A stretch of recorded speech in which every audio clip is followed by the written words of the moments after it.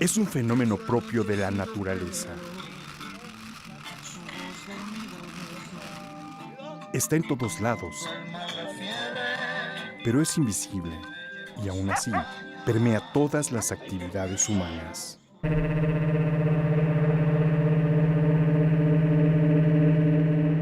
El arte no ha sido ajeno al sonido.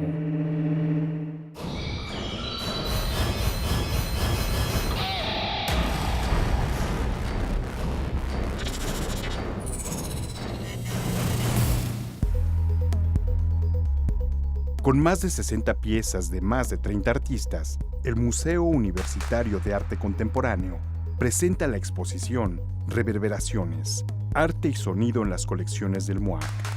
Sin ser una muestra de trabajos de arte sonoro, Reverberaciones apunta más a concebir el sonido como un caos.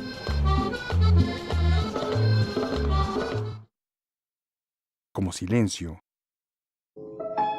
e incluso como armonía. Sí, la exposición está organizada a través de 4 temas, que son escultura sonora, otro tema que es el lenguaje, que tiene que ver con el lenguaje como un código. Entonces, bueno, el idioma es un código, la voz es un código, entonces hay piezas que tienen que ver con dar relevancia a la voz, por ejemplo, a la voz política, a la voz social. Hay una pieza de Gudinsko. No me vuelves a insultar, jamás me vuelves a insultar. La otra manera de tener un lenguaje es a través del lenguaje escrito, por ejemplo, cuando estamos haciendo partituras o estamos codificando ciertos elementos gráficos, como el caso de la pieza de Carlos Amorales con se llama Fantasía Orellana. Los otros 2 temas que quedan son homenajes, que son piezas que son más visuales, que están haciendo un homenaje a compositores contemporáneos, como la pieza de Kazuya Sakai, por ejemplo, o la pieza de Manuel Felgueres, que es Canto al Océano, que tiene que ver con las odas al conde de Lutremont. Y la última etapa es sonoridades urbanas, que son piezas que también están hechas desde los años 70 hasta la fecha, que tienen que ver con el paisaje y cómo suena las fiestas, cómo suena la calle en las ciudades. Se han incluido trabajos de la colección documental, que es muy importante, y de otras colecciones asociadas, que son colecciones que de alguna manera dialogan, o de varias, dialogan con la colección principal, que es la del Museo Universitario de Arte Contemporáneo.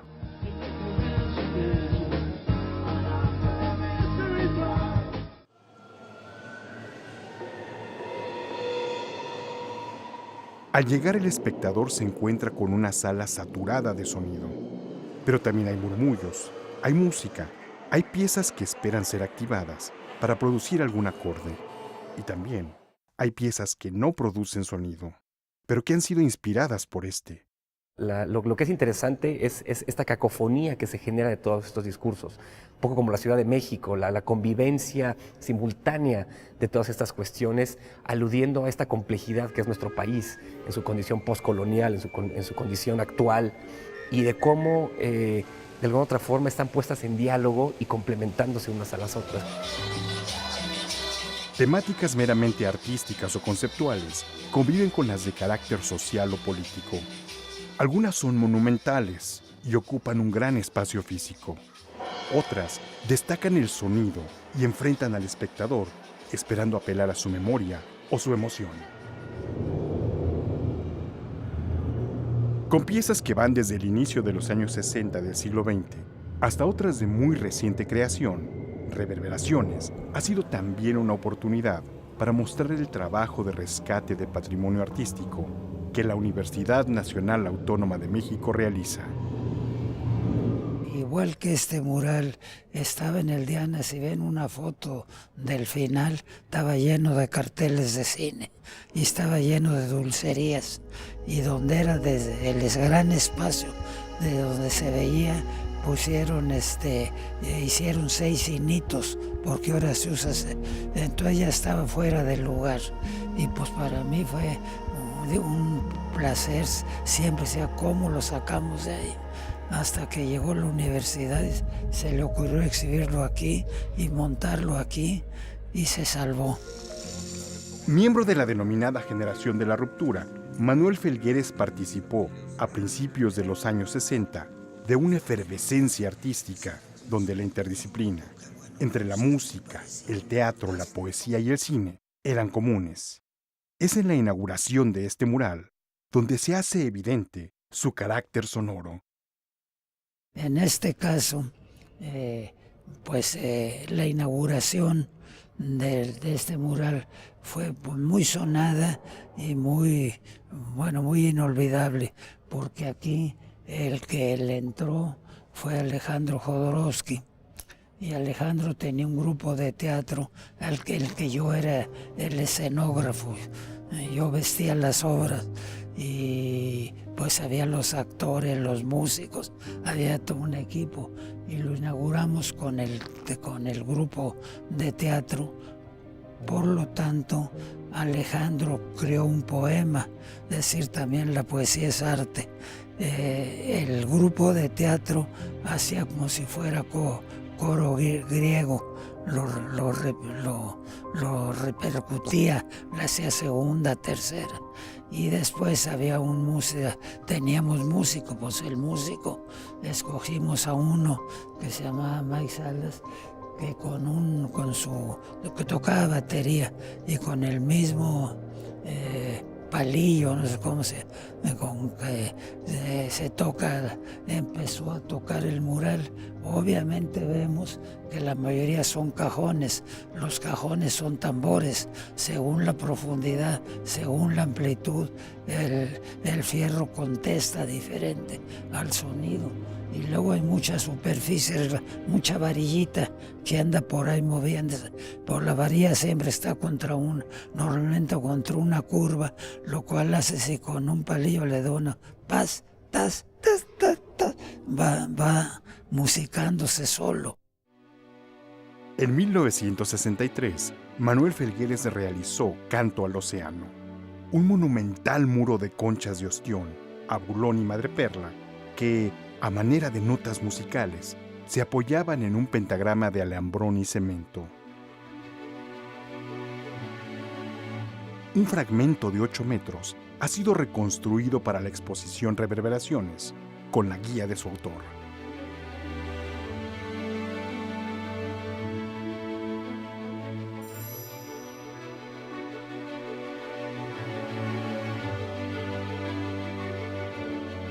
Ese estaba peor porque estaba amontonado en un jardín.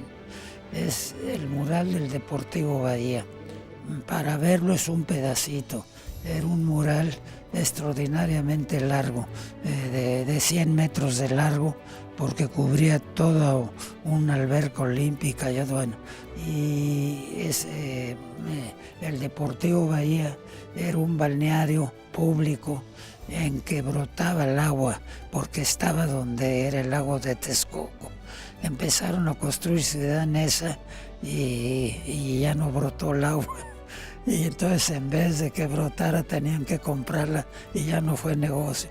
Entonces la familia lo tiró, pero el encargado de la alberca se llamaba Helsengas, también le daba por la música, por la pintura, también era del mundo del arte. Dijo, no hay que salvarlo, y se lo llevó a un terreno que tenía por acá, por el Ajusco, y ahí estuvo guardado desde también como 40 años, tirado a la intemperie, pero completo los pedacitos.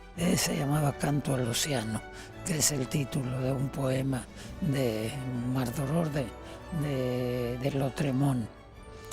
También lo inauguramos con un espectáculo del Teatro de Alejandro, pero también el Ballet Nacional, cineastas, todo. Fue un conjunto de diferentes artes que cooperamos para la inauguración.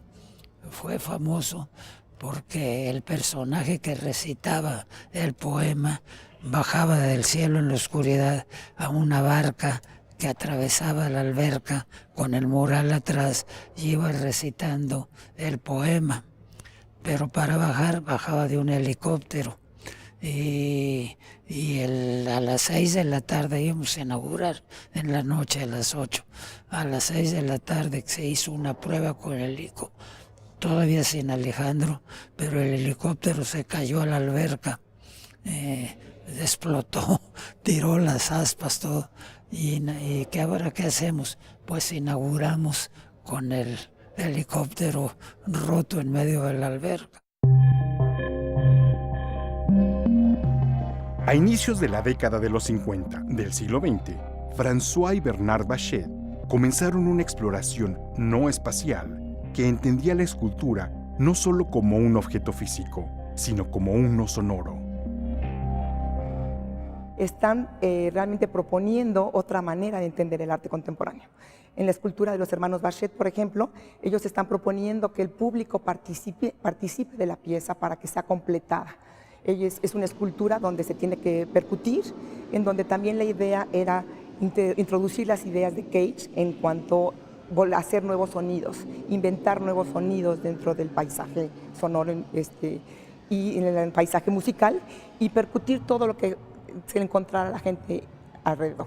Entonces, bueno, estos hermanos Bachet, que eran franceses, uno era artista plástico y otro era artista, ingeniero en sonido, hacen esta combinación y retoman estas nuevas premisas para hacer el monumento a la percusión. Pero no solo fueron los artistas plásticos los que se entregaron a la búsqueda de la frontera sonora. Desde el otro extremo, los músicos también zarparon hacia el horizonte de lo plástico.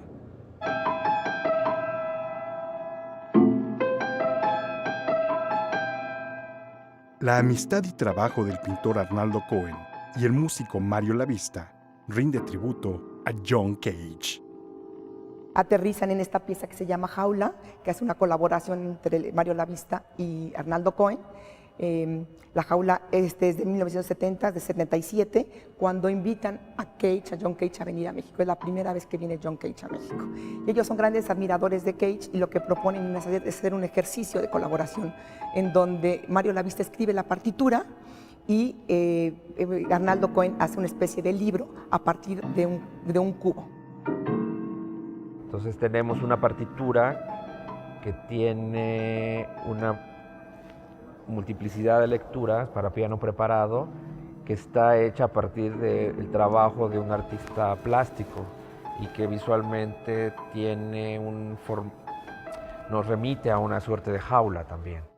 Como un libro de artista que está suajado a través de estos cubos que tenía que ver con el número 64, que tenía que ver con el liching, que también era muy interesante y muy recurrente tanto para artistas como Cage, como para el propio Arnaldo Cohen, y que tenía que ver también con los años que tenía en ese momento John Cage.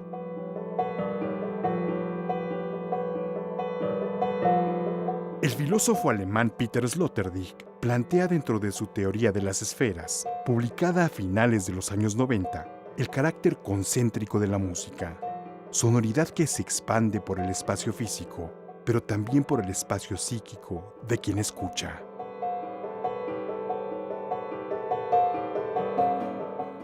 Y ahí es el caso de algunas piezas que están incluidas en esta exhibición. El caso de Aus den Sieben Tagen de Kazuya Sakai es uno de estos ejemplos.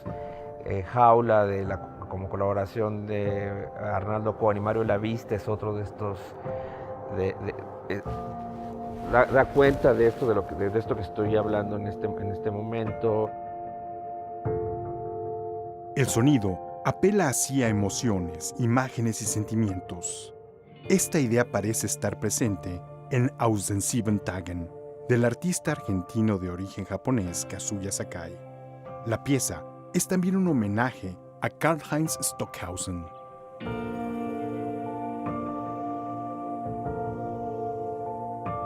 La manera que están planteando esta geometría tiene que ver también con esta vibración. Hay una interpretación en las piezas de Kazuya Sakai donde estas ondulaciones están haciendo como referencia al pentagrama. Pero estas ondulaciones también nos están vibrando, nos están moviendo, están haciendo que haya como un movimiento dentro de la pintura, aunque la pintura por sí misma, como bidimensionalidad, es estática.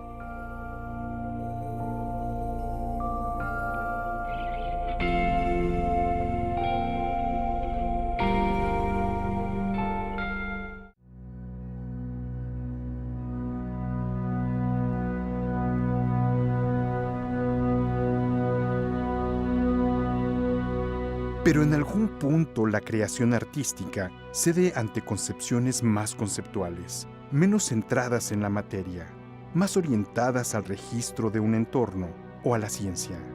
Felipe Ehrenberg realiza en 1970 un registro de su andar subterráneo en Tubonauts. Y es una pieza quizá de las primeras que hace Felipe en 1970 cuando está en Londres, y quizás son de las primeras piezas como a nivel conceptual que hace un artista mexicano. Él en ese momento tiene mucha relación con el movimiento Fluxus, que es un movimiento que lo que está planteando es hacer arte conceptual, y lo que él hace es el registro de todo el trayecto que pasa por un día, pasa 17 horas con 50 minutos dentro del metro de la ciudad de Londres. Entonces lo que él hace es hacer un registro a través de audio, a través de un cassette, a través de fotografías. Él va registrando todo lo que va pasando en las fotografías, hace dibujos, hace muchos bocetos donde va haciendo la ruta y va trazando esta ruta.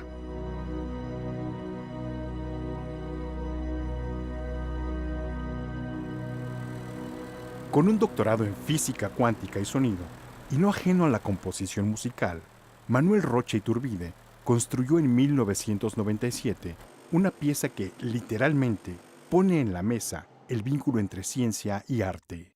En esa época yo trabajé mucho con la ciencia, siempre me gustó mucho leer divulgación científica. Y he trabajado con teoría de caos, soy compositor, entonces también hago música y pues decidí construir esta mesa de aluminio. Cuando escuchamos rebotes de pelotas de ping pong, las pelotas se quedan quietas. Entonces es una paradoja porque el sonido de movimiento produce estatismo. Y si pongo una onda sinusoidal totalmente pura, que es totalmente continua, pero reverbera, ahora sí que como el título de la exposición, con la tapa de aluminio que está metida ahí, y se mueve la tapa de aluminio, entonces las pelotas empiezan a botar y algunas se salen de su órbita y ruedan. Entonces el sonido continuo produce discontinuidad física en las pelotas y el sonido discontinuo en las pelotas produce estatismo en las pelotas. El teórico John Berger establece en su ya clásico libro Modos de ver que la vista llega antes que las palabras. La vista establece nuestro lugar en el mundo circundante. Pero, ¿qué posibilidades nos da la voz? Ese común vínculo humano que nos permite alcanzar al otro y compartirle nuestras ideas y sentimientos. La voz está presente en uno de ellos y tiene que ver, por un lado, como esta traslación de códigos, como el trasladar de un código a otro, y como una lectura que a partir de esa traslación también le imprime una cierta sonoridad y que la vincula con manifestaciones artísticas corales, por ejemplo. Un recorrido transversal por diversos códigos es lo que la artista Tania Candiani presenta en 2 piezas. A mí me gusta más pensar en que, más que hablar específicamente sobre sonido, encuentro modos de hacer traducciones entre sistemas. En el caso de Language as Sound es sobre el sonido del lenguaje como partícula casi musical, y en el caso de Telar es una traducción de una instrucción convertida en sonido, en donde cualquier gesto puede traducirse, reinterpretarse como un sonido. Language as Sound es una pieza que está grabada en Polonia, en Dansk, y lo que vemos son 6 mujeres que están pronunciando las partículas del lenguaje que son exclusivas, o sea, los sonidos que son exclusivos del lenguaje polaco. Por ejemplo, que hay 6 distintos, hay algunos que son casi impronunciables para mí, y lo que les pedí es que cada una de ellas pronunciara durante 1 minuto este sonido específico del lenguaje polaco. Y se van cruzando entre ellos para crear esta especie como de canto sobre el lenguaje. ¿Cómo trasladar la frase hecho a mano y hacerlo un textil? ¿Cómo hacer que la instrucción de una máquina se vuelva música? Un obsoleto telar adquiere nuevos sentidos. Las conseguí en una fábrica textil en Cuenca, Ecuador, en donde todavía tenían en funciones unos telares de jacquard preciosos y antiquísimos, que por supuesto ya no son funcionales, pero el dueño por amor al arte los tenía funcionando. Lo que pasa con las tarjetas perforadas, que me parece súper interesante, es que son el primer sistema binario que se utilizó. En Cuenca lo que hice fue, me entrenaron para aprender cómo perforar las tarjetas. Entonces hice esta cadena de tarjetas, y se llaman al grupo de tarjetas que luego corren en esta máquina que se llama telar de Jacquard, de tal modo que cuando corriera por la máquina bordara hecho a mano, la leyenda hecho a mano. Entonces es un modo de hablar sobre tecnologías obsoletas que a mi modo de ver no deberían de morir, ¿no? Todo mi trabajo tiene mucho que ver con la recuperación de este tipo de tecnologías, y cuando se activa hay otro mecanismo, otro proceso de traducción que es entre la tarjeta perforada y el lector óptico. Hay una parte electrónica ahí que lo que hace es leer cada agujerito y convertirlo en leerlo como si fuera una nota musical.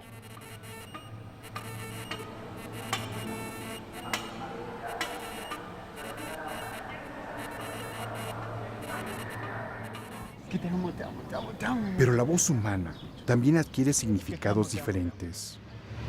No estoy muy segura. Tenemos que seguir resistiendo, ¿sí? O puede ser una voz de protesta, una voz política y social. Tenemos que organizarnos.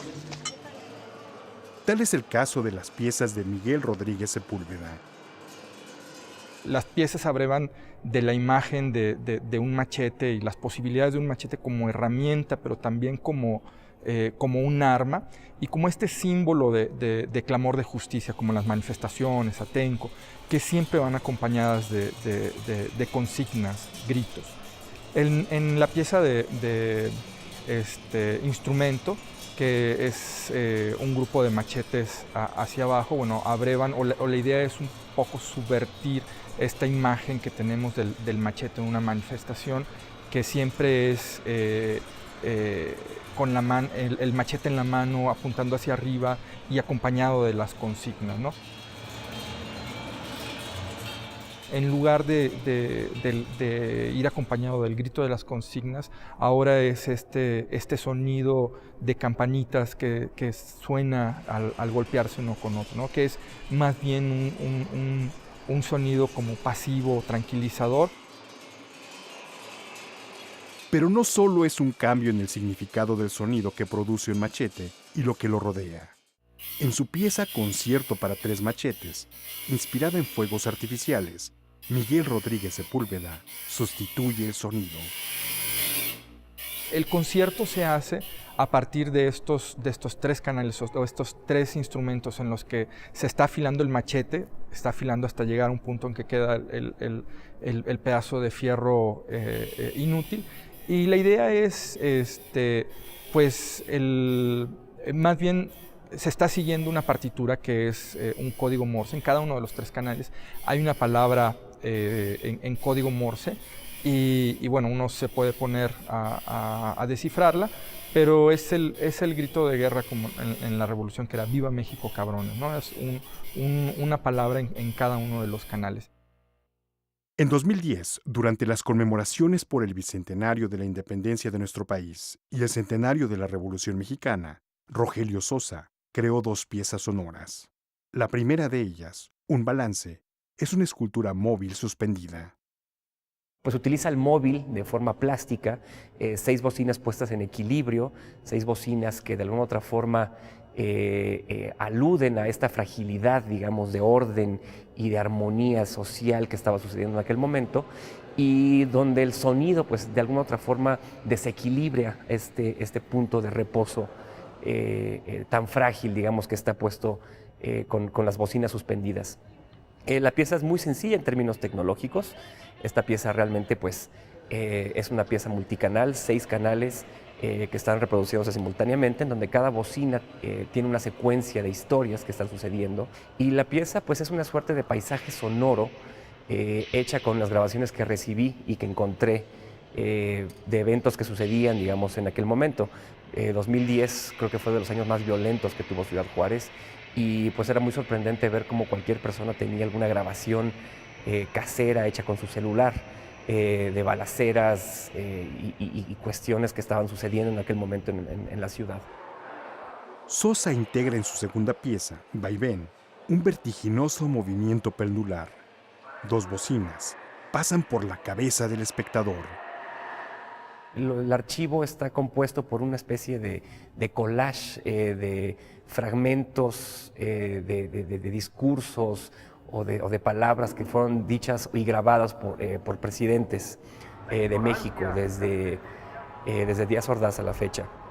Entonces, realmente, pues bueno, esta pieza con este movimiento pendular alude un poco y es una crítica al vaivén, al ir y venir y al sinsentido generado por el collage y la mezcla de todas estas voces del discurso político. Pretendía hacer una crítica, digamos, a todo lo que se había dicho, a todo este proyecto, digamos, de nación que se comenzó en 1910 y ver pues lo vacuo, digamos, y la falta de compromiso que ha habido en todo lo que se ha dicho por parte de los líderes y de los jefes presidenciales del país. Entonces, a final de cuentas, pues uno escucha a Díaz Ordaz y a López Portillo llorando y pidiendo perdón y diciendo que va a defender el peso como un perro, y a Salinas hablando de solidaridad y diciendo que está muy contento de haber servido a la nación, y a Calderón diciendo todo lo que dijo, y todo el mundo, todas estas incluso frases emblemáticas de los informes que dijeron. Reverberaciones, arte y sonido en las colecciones del MOAC también ha reunido la obra de artistas como Carlos Amorales, Jacques e Yvonne Lasry, Carla Rippey, Tomás Glassford y Eric Meyenberg, entre otros.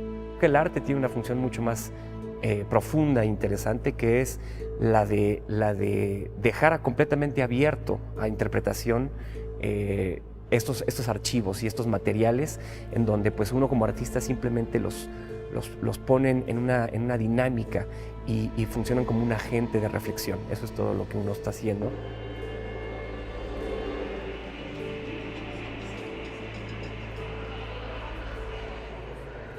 El arte, su función es como perfeccionar, hacer más humano al ser humano. Quiere decir que hay un progreso, un alejamiento de la enajenación y del animal para acercarse más al espíritu.